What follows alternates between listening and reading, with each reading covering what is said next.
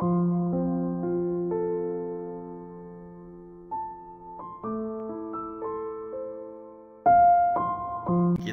Tao Te Ching dan pembabarannya.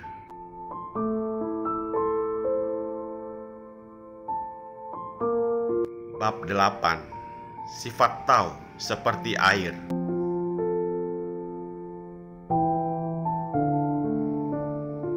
Satu. Kebajikan yang luhur bagai air. Air selalu memberi keuntungan kepada segala benda, tetapi tidak mencari jasa. 2. Air selalu mencari tempat yang paling rendah. Di tempat yang kotor sekalipun, maka air seperti sifat Tao.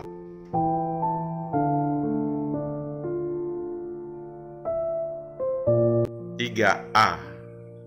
Dimanapun orang budiman berada, senantiasa dapat menyesuaikan dirinya.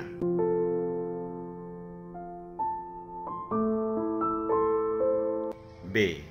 Hatinya senantiasa tentram, bagai air telaga yang dasarnya dalam. Air yang diam, tandanya dalam. Demikian pula dengan hati yang tentram dimiliki orang yang berhati luhur.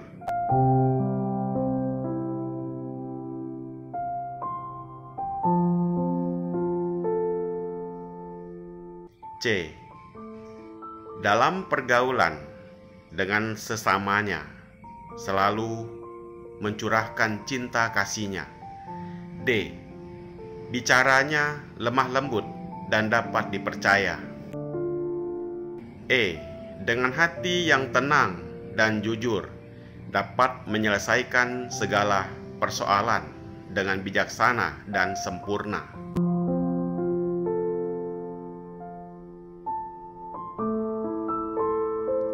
F. Senantiasa mengerjakan tugas dengan baik. G. Dan semua gerakannya dilakukan pada waktu yang tepat. H. Karena senantiasa mengalah.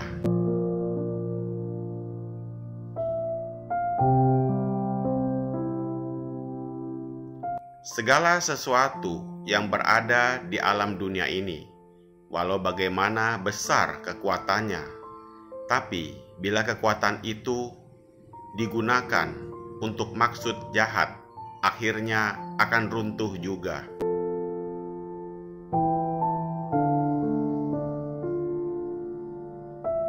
Sebaliknya, sifat-sifat yang sesuai dengan kebajikan akan selamat dan kekal.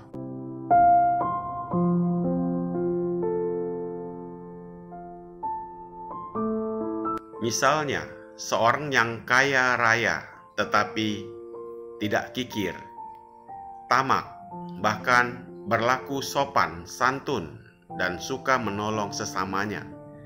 Seorang yang pandai tetapi tidak sombong, bahkan berlaku rendah hati dan senang memberi bimbingan kepada sesamanya.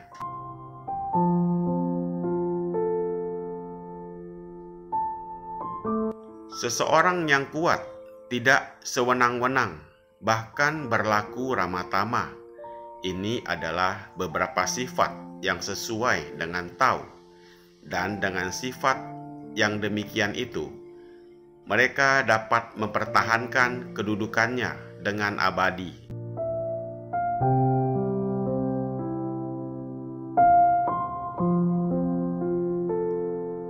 Demikian pun sifat dari air itu oleh Lao Tzu dipandang sesuai dengan Tao.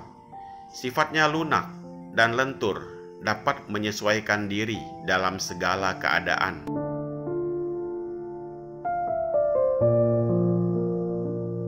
Bahkan dapat meresap ke segala apapun dan sampai dimanapun. Tenaganya sangat besar, tak ada bandingannya.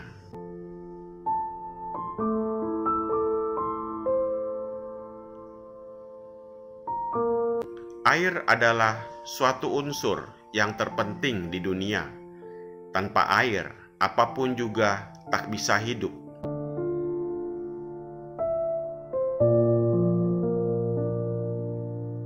Begitu besar manfaat air, hingga dalam bab ini Lao Tzu menyamakan air sebagai kebajikan yang luhur atau sebagai sifat Tao.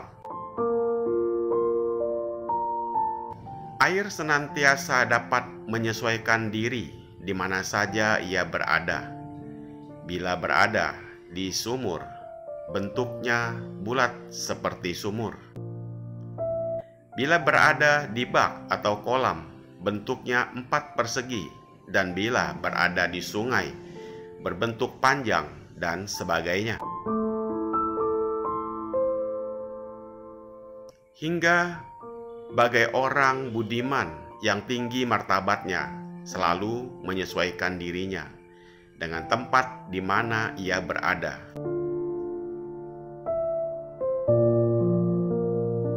Sesuai dengan ungkapan dalam Tiong Yong bab 14 yang berbunyi, seorang kungcu hanya mau melakukan segala sesuatu yang sesuai dengan kedudukannya, tak mau melakukan di luar batas haknya.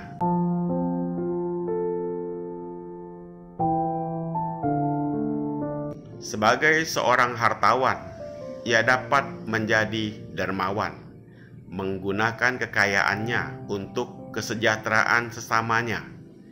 Sebagai orang miskin, ia pun tetap sebagai orang yang tinggi imannya.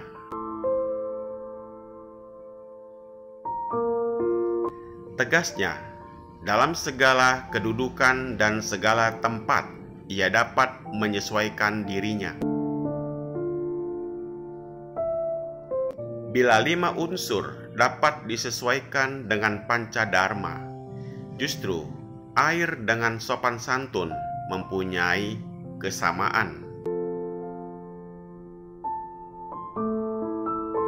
Sifat air selalu menuju ke tempat yang rendah, seperti tata krama yang bersikap merendah atau andap asor.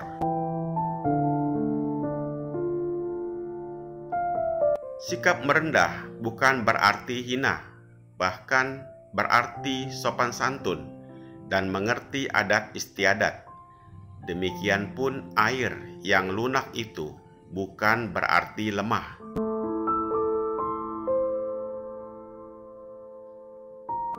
Karena bukankah air yang meluap banjir dapat membawa hanyut segalanya?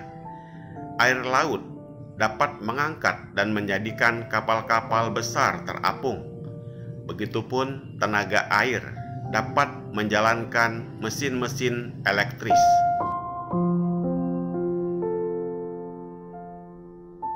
Ternyata air bukanlah benda yang lunak. Begitupun sopan santun itu bukanlah sifat hina, melainkan sifat yang luhur. Pasal 1.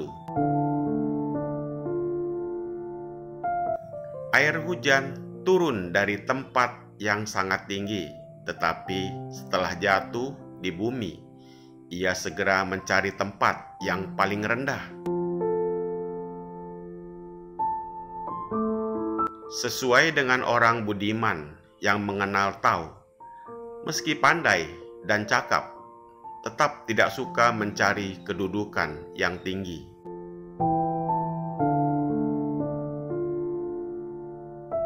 Melainkan senantiasa merasa puas dengan kedudukannya yang rendah, karena tujuan hidupnya bukan untuk memperlihatkan kemewahan.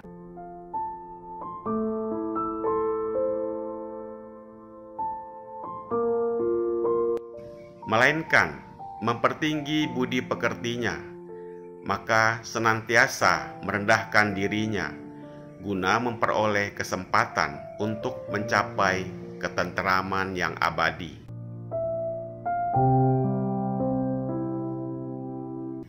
Berbeda dengan sikap kebanyakan orang yang memandang hina kedudukan rendah itu. Sebaliknya, dengan hawa nafsunya yang menyala-nyala memperebutkan kedudukan tinggi, hingga selalu mendapat goncangan-goncangan yang membuat pilihannya selalu kacau dan tidak tenang. Pasal 2. Dalam bab ini, Lao Tzu mengemukakan sikap seorang budiman yang tinggi martabatnya dan yang dapat menyesuaikan dirinya di mana saja ia berada, hingga bebas dari segala permusuhan.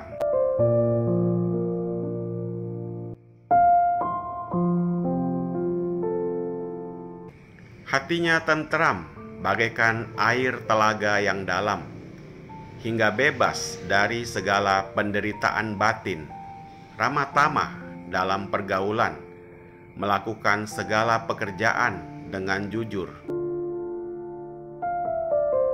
dengan hati yang lurus, dengan cara yang bijaksana, dan dilakukan tepat pada waktunya, hingga segala sesuatunya menjadi sempurna, tanpa ada permusuhan pada sesamanya.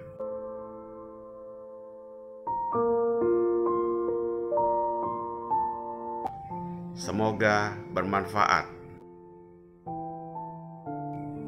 Terima kasih.